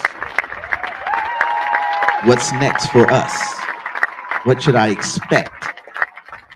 Or how do I treat you? What is your love language? Why should I, by the time you get through with this stuff, you're gonna be so all into each other, you ain't gonna be able to, you got to pull each other off just to go to work or something. You know what I mean? Right. You'll be Yeah, like, I yeah, don't yeah. even want to leave. The bedroom is so good up in here. I don't even want, let's go walk. You'll be taking your lunch break and connecting, which is great. It's just what I'm saying. Yeah. Fred, you bring up another good point. Here's one thing I tell people all the time. Um, and you and I know this. Let me go even all the way back to even middle school. Okay. You're interested in a young lady, a young man, and what's the first thing you do?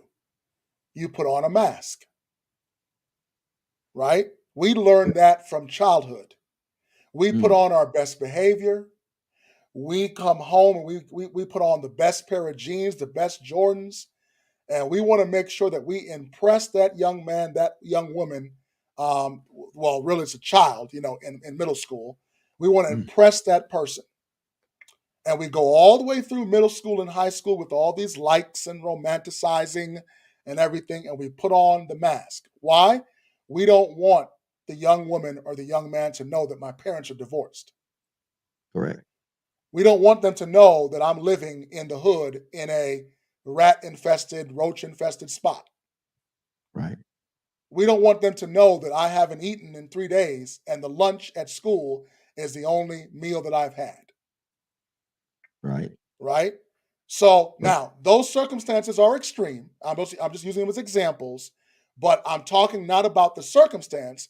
I'm talking about what you portray outward to a person that you have an interest in, and we put on masks. So what happens now when you're in college and you are 25 and then you leave college and you're 27 and you're 30? Anytime you get into those kind of relationships, what happens? We put on masks. We put on our best behavior. We don't want them to know that I'm living in a certain situation, that my bank account is zero. I'm living paycheck to paycheck. Or I have in those desired communications I'm talking about that I don't want to address: divorce, single mom, single dad, domestic violence, addiction. I drank. I had sexual addiction, porn addiction, whatever. We put on masks to put on our best behavior for that significant other. Guess what? What I'm talking about is you need, in that 18 to 24 months, you need to start removing those masks. You know what? Wow, this is okay. I want to say this, and then we're going to go to the fifth point, because this series that we're doing is so powerful. I dare say it's probably in the top 10 in our country, in our nation, when you deal with relationships, especially digging into the skeletons or the closed doors. Yeah, the closets. Closed doors and closets, right? Yeah, that's the right. Closets. Yeah, closets. Okay, the closets, right? Thank you for that. What I think is really important too is that we have to make decisions to do these 5 lessons, because we will never be better. Facts. And you can't expect your spouse, your girlfriend to accept this mess if you're not willing to change it and do whatever it takes to be different and better. It's one thing to say, I understand. It's another thing to say, well, what are you doing to remedy it or to be better? And that's why this is so important. That's why we're doing what we're doing here at No More Dirty. That's why the session Bible Beats and Bars is so doggone important. Because I don't know how many people, we know a lot of people listen, but I don't know how many people are on their last leg in a relationship, Doc. Yeah. Just don't know. We don't know. Yeah. We do know they're drowning in the lack of information or misinformation, or just really not knowing what to do with the information. So thank you for sharing, man. Thank you for sharing. Yeah. And one last point, we'll go to number 5, is Okay. if you are on that last leg, if you are in that depression, anxiety, if you are in that this is the last straw, get help, turn it around, sit down and communicate with, if you truly love the person you want to be with, and say, look, we have had this, few months or even a year, and we need help. Go on and get it. Find you a Symbis counselor, contact me. Go get a couple that has been married for many years to ask them questions and begin to look at better ways to communicate if you want to save and salvage and redeem the relationship that you're currently in. There is always room for redemption and turning things around and not just letting it go. Because what happens is, and then we'll go to number 5, is that if you don't do it, guess what's going to happen? You're going to break up and you're going to go into the next relationship with the same issues.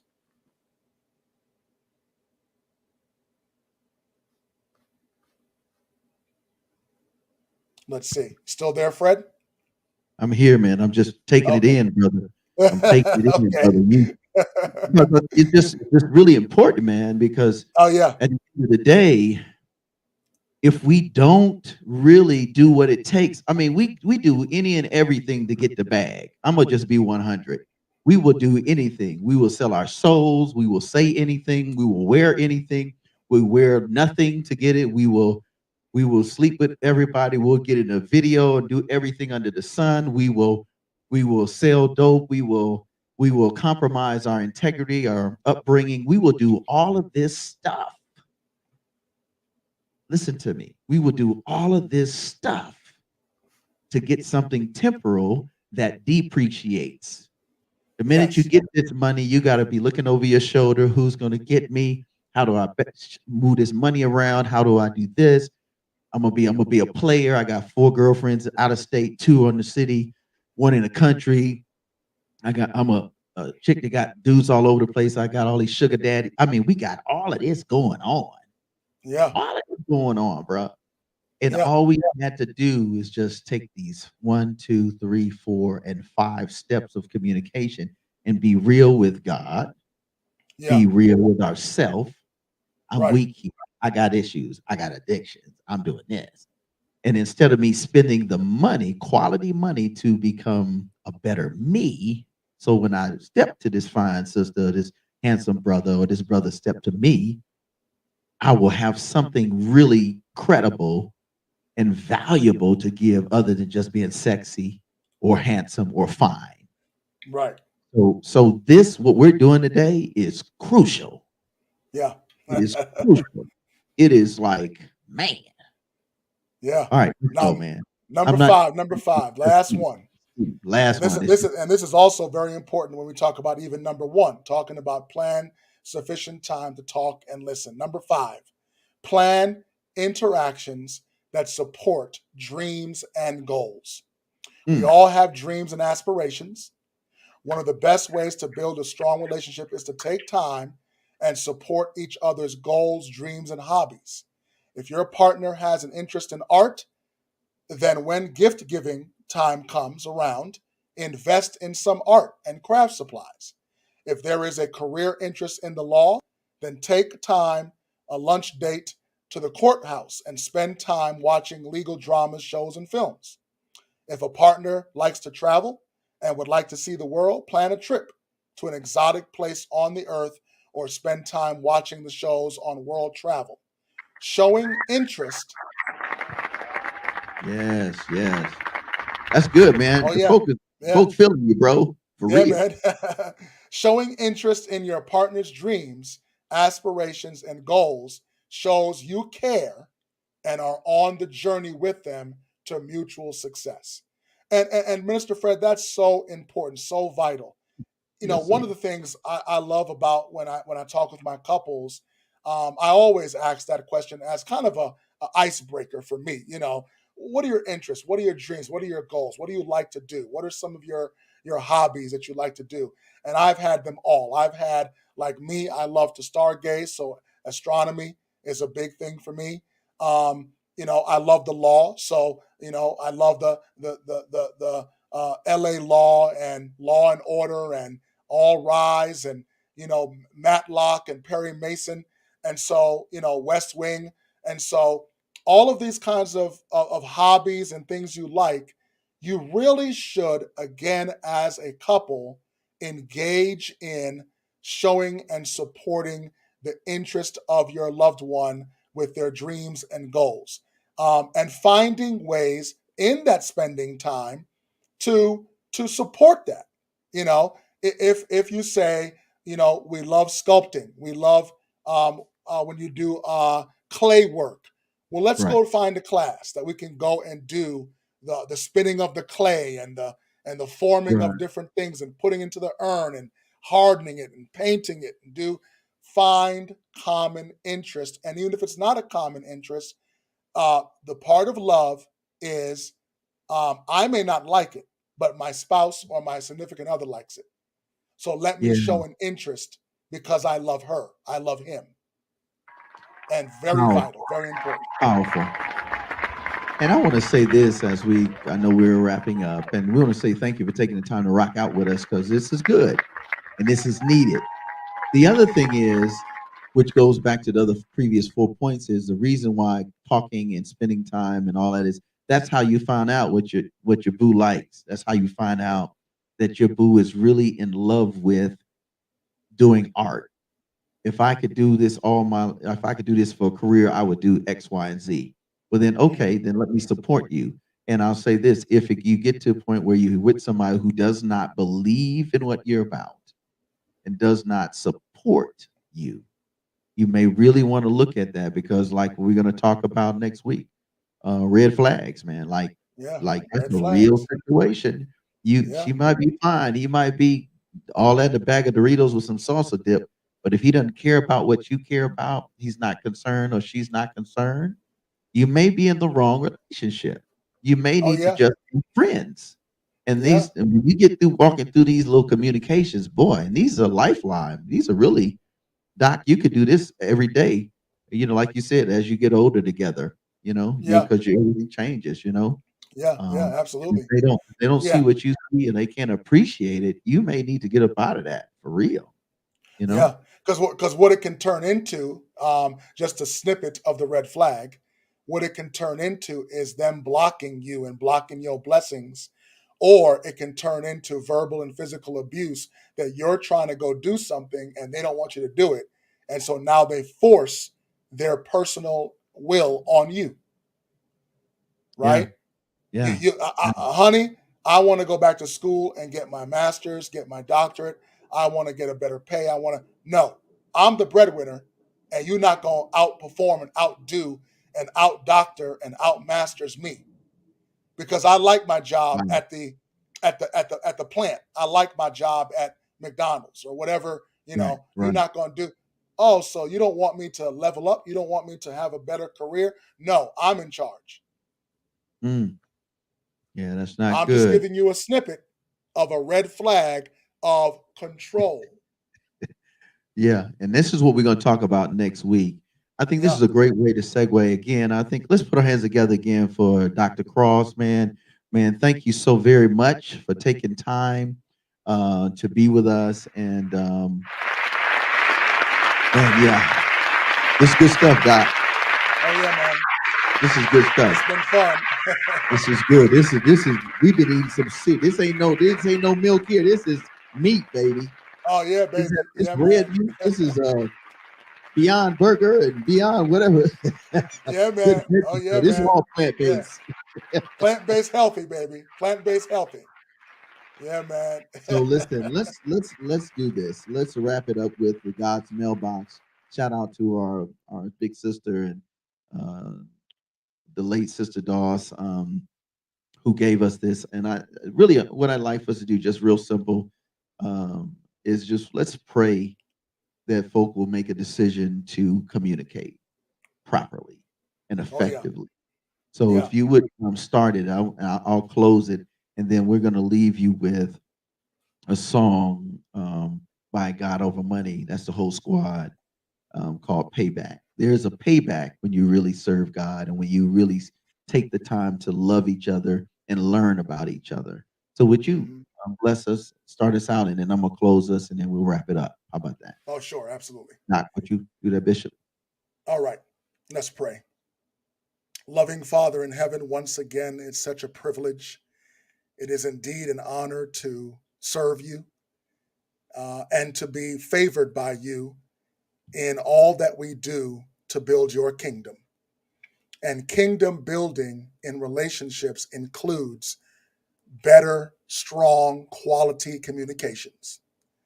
That's how you communicate with us. You gave us the rules and the guidelines and the edicts of your will, and you empowered and inspired holy men of God to write it down. And we came now to your word. And through your word, we can communicate with you through prayer and through your scriptures. And so communication is key. And I pray that you have given me these principles. I pray that those that are listening will take these 5 principles, just examples, and there's so many more, to help them build a better communication in their relationships as they're dating and courting. And for those who are already married, maybe you can take 1 or 2 or all 5 of these principles to help you learn how to communicate better with your spouse. So we are privileged. We are thankful and grateful to Minister Fred, to No More Dirty, to Bible Beats and Bars, the session where we have an opportunity to share with those who are listening, our viewer audience, these principles of saving your marriage before it starts.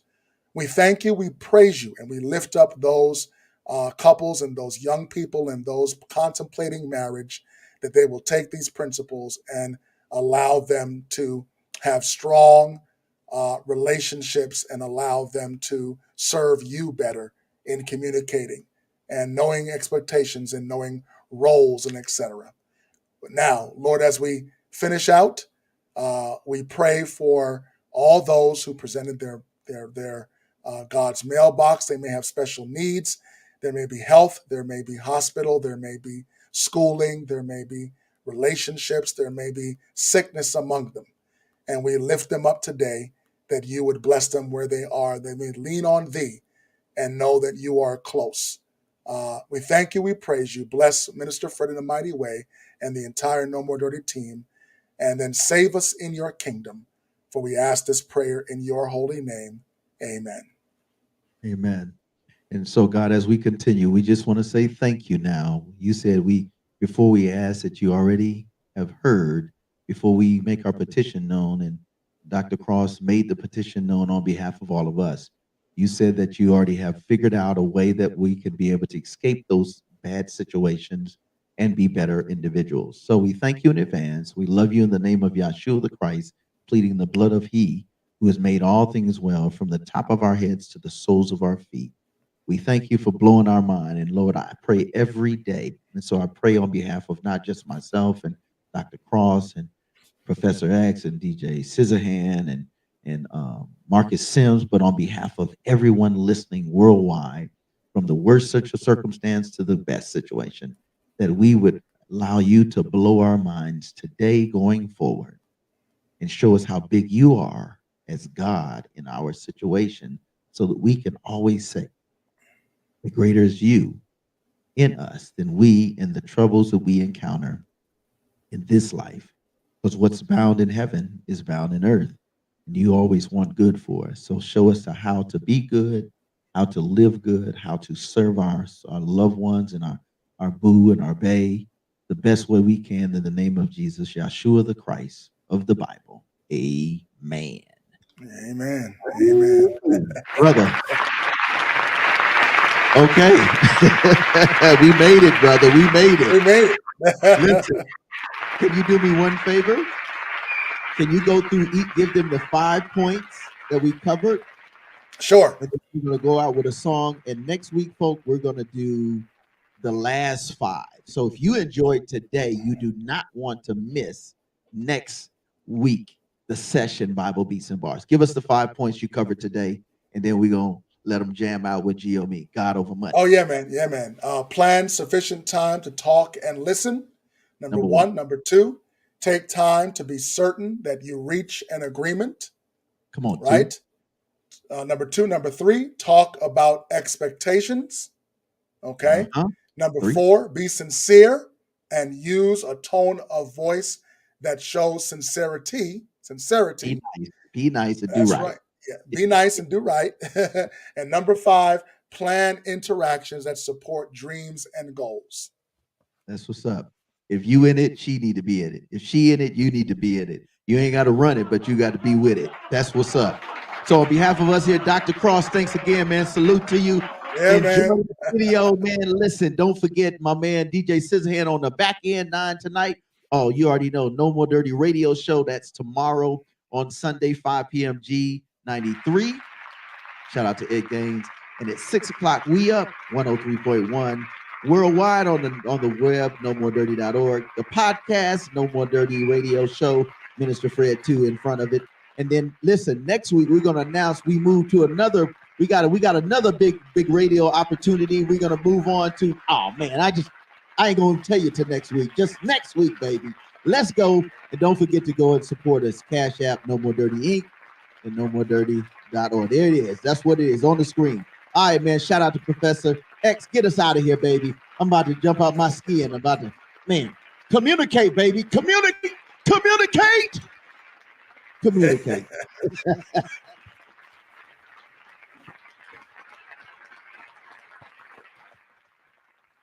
All right.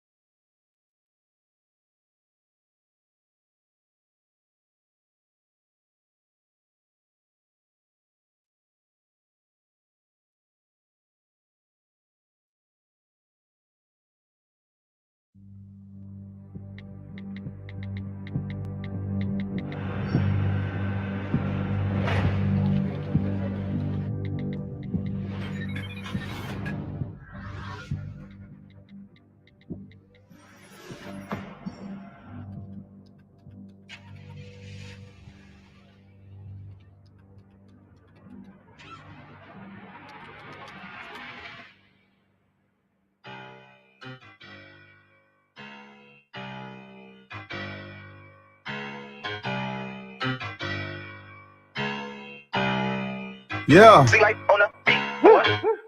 Running for the squad, push the rock like I'm Rondo. Holy Spirit living in my body like a condo. Covered by the blood in this mug like a poncho. Up another level on the devil, this that God flow. Christ came, tell him Christ reigns in the convo. I met my father, guess I gotta let my mom know. I met his daughter through that ring upon a pronto. If we the party, he the head, I'll call him honcho. Just the elevator, send the hater to the top flow. Tell the industry that busy me gon' pick a lock though. Kick it in when they see us, I bet their hearts will drop low. It's real hip hop, bro. They say it's not though, but God told us preach is gospel and we will not fall. Yeah, this is payback because since way back they played crap, injecting us with poison like a caged rat. In the laboratory, why you think we stay trapped? But we gon' push this freedom where the mental slaves at. Really, I'm just trying to get the vibe back. This is on my mind, it be like that. Geo weapon life, we don't hide that. Messenger for Christ, I'ma die that. You're hating on the squad, dialing way back. I just talk to God, we go way back. This for the Lord's trying to find a way back. Riding on the devil, call it payback. Got that that living water all around me, get a wash though. We gon' shine brighter, auto body like a car show. I said auto body, hold up, Bobby, that's a bar, bro.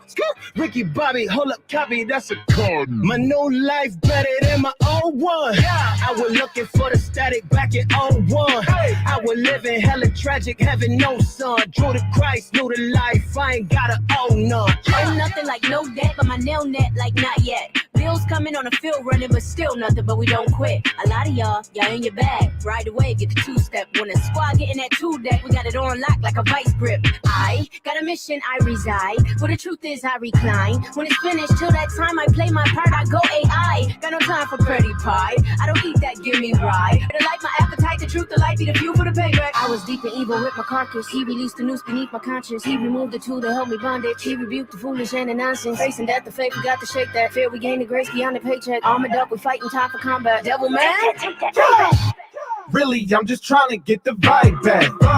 Jesus on my mind, it be like that. Geo went for life, we don't hide that.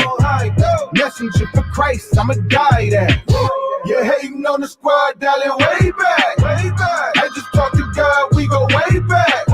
Just for the love, trying to find a way back. Riding on the devil, call it payback.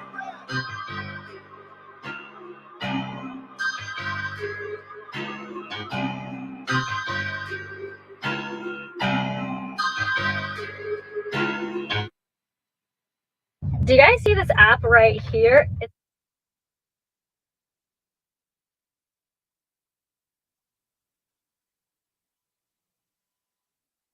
Christ made us clean.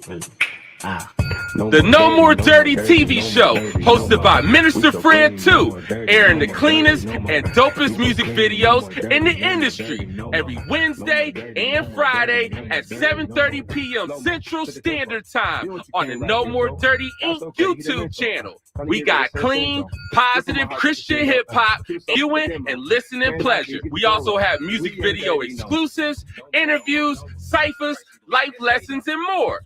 Make sure to follow us at Minister Fred 2, at No More Dirty Inc., and at No More Dirty Radio Show. For more information, email us at info@nomoredirty.org or call 256-698-9749. The No More Dirty TV show. Connect with us and tune in.